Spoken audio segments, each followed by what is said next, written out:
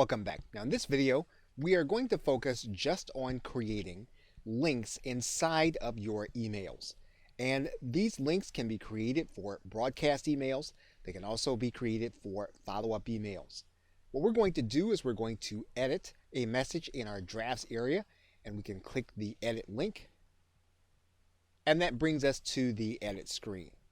Now in order to place a link, all you'll need to do is you'll need to place the link someplace in the body of your email. Now there are several ways of being able to do this. You can actually place the actual URL and create a link with it. For example, we can create a link in this way. Now you'll see the entire URL there, and you actually don't need that in order to place the link inside of your email. It will be there for reference to the people who are going to be reading it.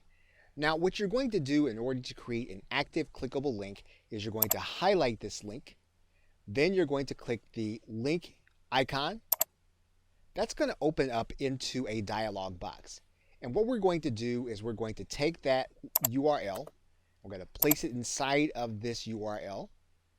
And what you'll notice is that there is an HTTP here, an HTTP here. And what we need to do is we need to make sure that we backspace so that all that appears there is the HTTP on the left side and then the URL on the right side. Now if the URL is formatted correctly, you're going to see a green success bar here. And then you're going to click OK. You'll then see that this link is going to be a different color. That means that the link is going to be clickable. Now, it doesn't mean that the link is going to be rendering. We are going to need to check that before we actually send, but for this stage of the process, it is a correct link. Now, another way to send a link, obviously, is to hyperlink inside of your text. And you can do that by going inside and actually highlighting text, going to the link icon, and then placing the URL inside. And you'll notice then that the HTTP actually goes away all by itself. We're going to click OK. So now we've created two different kinds of links. We can also just write in a phrase someplace in our text, and we can hyperlink that text. We'll click the link icon, and then we'll put the link in here. Now, in addition to creating links, we can also create email addresses. And we can do that by highlighting the text,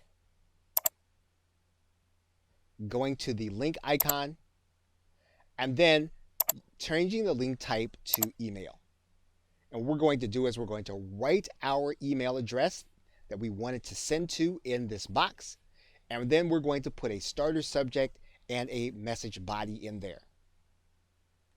Okay, so once all your text is in, you're going to click OK.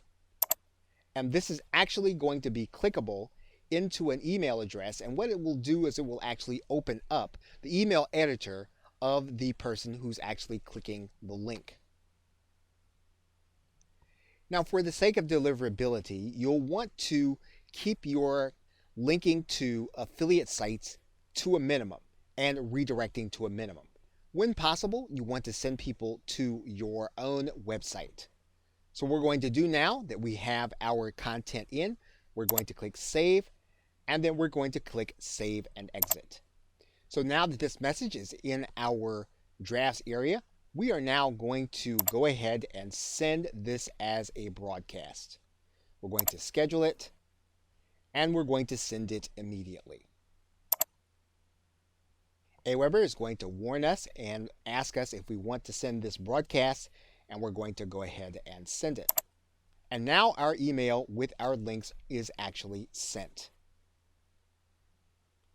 So now that this email has arrived in our box, we can actually click these links, and they are clickable. Now, what you'll notice is that these links have a tracking code in them. And this allows Aweber to tell us whether or not people are clicking these links. So if we click this link, we'll then know that this link has been clicked when we go and look at our email statistics. We can also have this link, which is our email link, open up into an email facility.